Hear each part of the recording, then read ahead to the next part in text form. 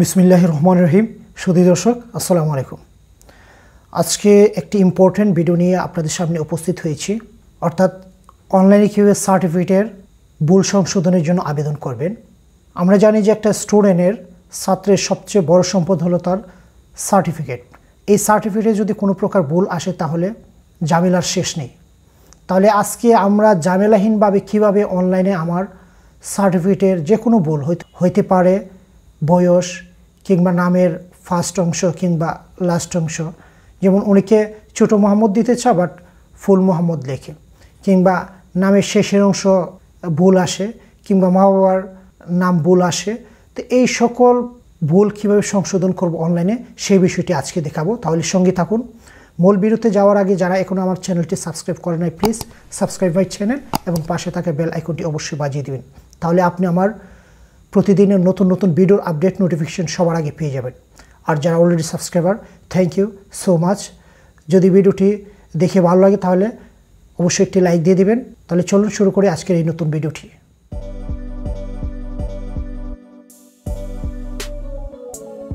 সুধী দর্শক, শুরু করতে যাচ্ছি আজকের মূল ভিডিওটি।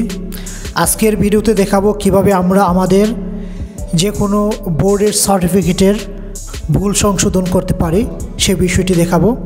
তাহলে দেখতে পাচ্ছেন আমি আমার কম্পিউটার স্ক্রিনে আছি। আমি একটি ব্রাউজার ওপেন করে রাখছি। তো আমার ব্রাউজার হোম পেজে আছে গুগল। তো আমি যদি গুগলে সার্চ করি, অর্থাৎ যে কোনো বোর্ডের নাম দিয়ে, আপনি যে বোর্ড থেকে পাস করেছেন সেই বোর্ডের নাম লিখবেন।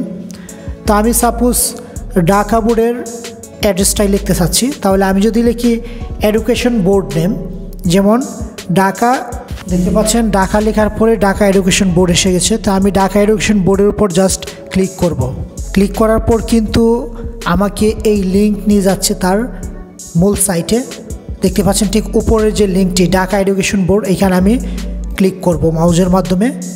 আমি এখন মাধ্যমিক উচ্চ মাধ্যমিক শিক্ষা বোর্ড ঢাকার হোম পেজে আছি, অর্থাৎ এই ওয়েবসাইটে ঢাকা শিক্ষা বোর্ডের হোম পেজে আছি।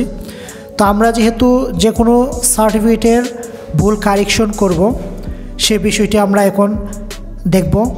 তো উপরে দেখতে পাচ্ছেন উপরে যে মেনুগুলো, হোম মেনুতে আমাদের কারেকশনের কোনো অপশন নেই। সো আমরা একটু স্লাইড করে নিচের দিকে যাব।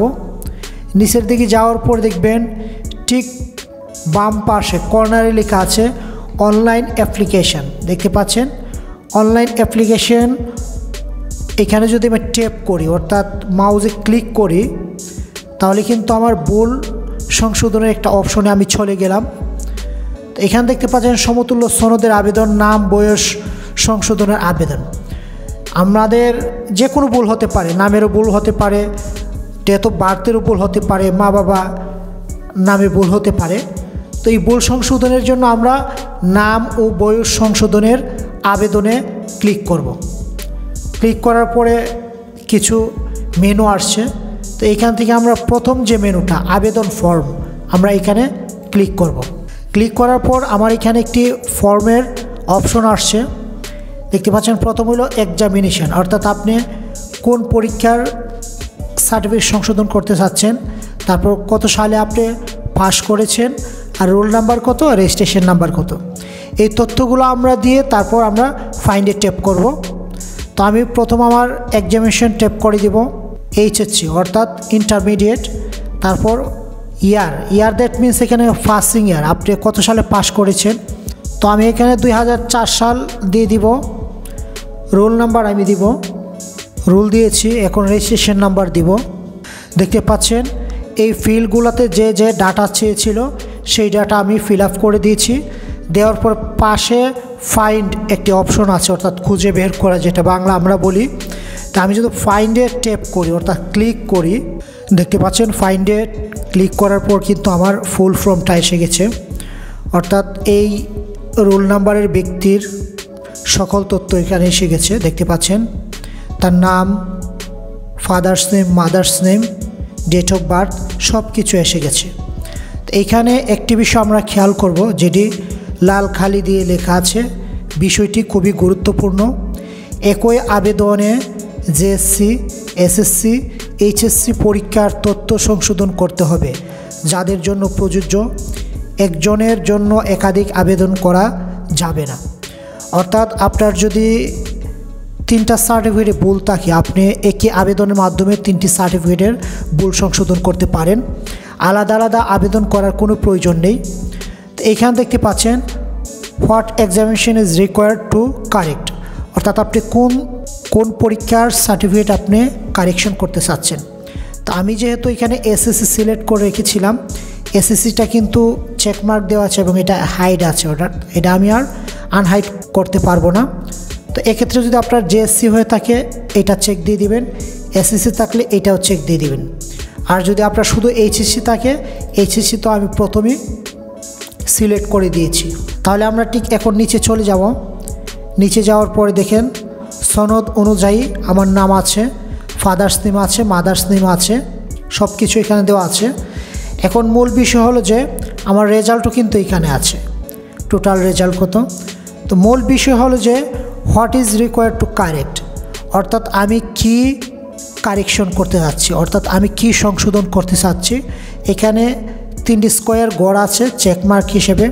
আমার যেটা প্রয়োজন জাস্ট এটাতে চেক দিয়ে দিব। আর যদি আমার একাধিক প্রয়োজন তাহলে আমি একাধিক গড়ের চেকমার্ক দিয়ে দেবো। দেখতে পাচ্ছেন আমি প্রত্যেকটাতে চেকমার্ক দিয়েছি আর নিচে কিন্তু আমার প্রত্যেকটা করে একটি গড় তৈরি হয়েছে।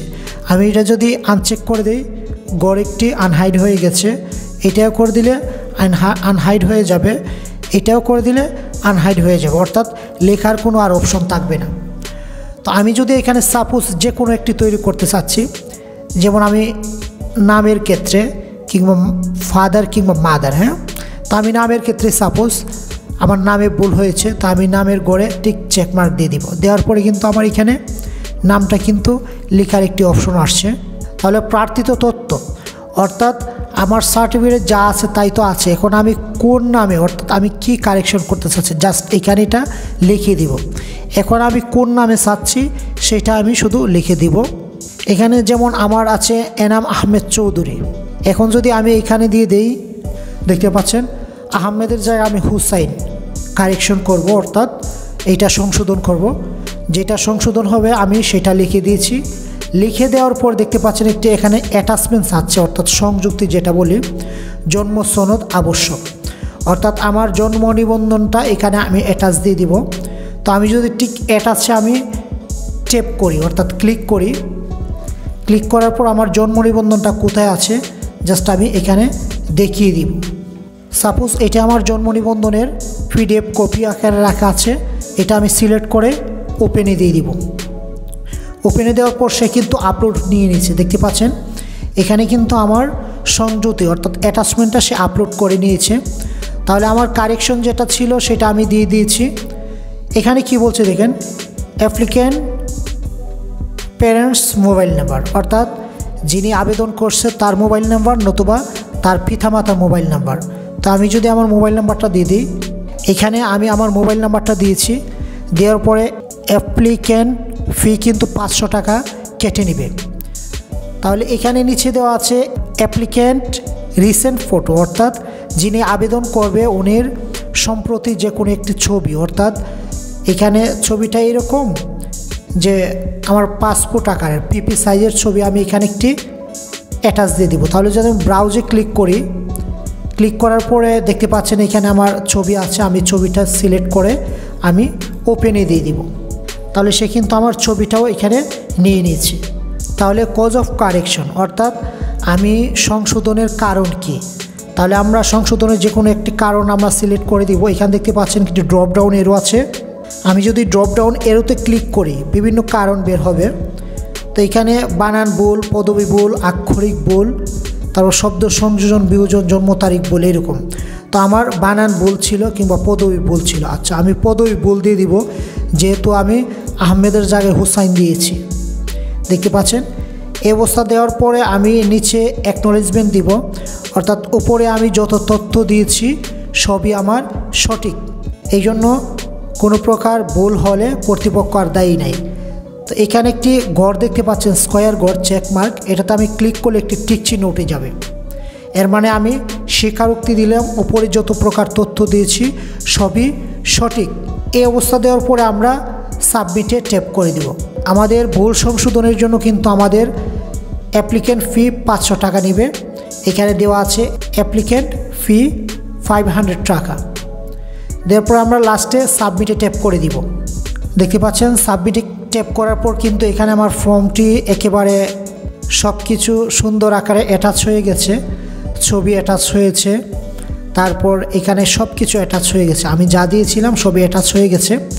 এখন মূল বিষয় হলো যে আমি এই যে ফর্মটা দেখতে পাচ্ছেন এই ফর্মটা আমার প্রিন্ট করতে হবে। যে প্রিন্টেড যদি আমি প্রেস করি আমার প্রিন্ট দিতে পারবো এই ডকুমেন্টসটি। এখন মূল কথা হলো যে আমরা এখন এখানে যে আবেদন করেছি এই আবেদনের আমাদের চার্জ সেই চার্জটা আমরা এখন পে করব। তাহলে সোনালী স্লিপে আমরা ট্যাপ করব। দেখতে পাচ্ছেন সোনালী ব্যাংকের মাধ্যমে আমি যে গেটওয়ে থেকে আমি পে করি না কেন সোনালী ব্যাংকের মাধ্যমে কিন্তু এইটা পে হবে। এখানে বেশ কয়েকটি অপশন আসছে, সোনালী ব্যাংক, কার্ড, মোবাইল ব্যাংকিং। তো আমাদের কাছে যেহেতু অ্যাভেলেবেল একটি ওয়ে আছে সেটা হলো মোবাইল ব্যাংকিং। আমি মোবাইল ব্যাংকিংয়ের উপর ট্যাপ করব। ট্যাপ করার পর মোবাইল ব্যাংকিংয়ের বেশ কয়েকটি কোম্পানি আছে, বিকাশ, নগদ, রকেট। তো বেশি সবচেয়ে ব্যবহৃত হয় বিকাশটা, অর্থাৎ আপনার হাতে যে মোবাইল ব্যাংকিংটা আছে সেটাই সিলেক্ট করে দেবেন। এখানে 3টি ব্যাংকিং আছে, আপনার হাতে যেটা আছে ঠিক সেটা সিলেক্ট করে দেবেন। তো আমি বিকাশ সিলেক্ট করে দিলাম, বিকাশে ক্লিক করলাম। বিকাশে ক্লিক করার পরে এখানে মার্চেন্ট ওয়ালেট অর্থাৎ সোনালী ব্যাংকের মাধ্যমে এটা পে হবে। আর ট্রানজ্যাকশন নাম্বার হবে এটা, পেমেন্ট অ্যামাউন্ট 560 টাকা 88 পয়সা। অর্থাৎ আমার মূল পেমেন্ট হলো 500 টাকা, 60 টাকা 88 পয়সা হলো ভ্যাট অ্যান্ড ট্যাক্স। এই অবস্থায় আমরা পে উইথ বিকাশে ক্লিক করে দিব। ক্লিক করে দেওয়ার পরে আমরা এখানে আমাদের যে বিকাশ নাম্বারটা সেটা আমরা এন্ট্রি দিব। এন্ট্রি দেওয়ার পরে আমি কনফার্মে ট্যাপ করে দিব। আমি আবার বিকাশ অ্যাকাউন্ট নাম্বারটা দিয়ে দিব, প্রসেসে দিয়ে দিব। প্রসেসে ক্লিক করব, প্রসেসে ট্যাপ করে দিব। প্রসেসে ট্যাপ করার পর দেখতে পাচ্ছেন এখানে আমার একটি ভেরিফিকেশন কোড চলে গেছে আমার মোবাইল নাম্বারে। তো আমি এখানে ভেরিফিকেশন কোডটি মোবাইল থেকে কালেক্ট করে জাস্ট আমি এখানে কোডটি দিয়ে দিব। দেওয়ার পর আমি কনফার্মে দিয়ে দিব। কনফার্মে দেওয়ার পর কিন্তু আমার বিকাশের ওয়ালেট থেকে 560 টাকা 88 পয়সা কেটে নিয়ে যাবে। তো এটাই হলো আমার কনফার্মেশন মেসেজটি। তো আশা করি আপনারা নিজের যে কোনো সার্টিফিকেটের ভুল সংশোধন নিজেই করতে পারবেন বাসায় বসে। যদি ভিডিওটি ভালো লাগে অবশ্যই একটি লাইক দিবেন। আর যদি ভিডিওটি আপনার বাস্তব জীবনে কাজে লাগে কিংবা উপকারে আসে অবশ্যই আমার চ্যানেলটি সাবস্ক্রাইব করে নেবেন আর পাশে থাকা বেল আইকনটি বাজিয়ে দিবেন। তাহলে আপনি আমার প্রতিদিনের ভিডিও আপডেট নোটিফিকেশন সবার আগে পেয়ে যাবেন। আর যারা অলরেডি সাবস্ক্রাইবার অসংখ্য ধন্যবাদ। আবারও নতুন কোনো ভিডিও নিয়ে আপনাদের সামনে হাজির হব। ততক্ষণ ভালো থাকবেন। আজকে এখানে শেষ করছি। আল্লাহ হাফেজ।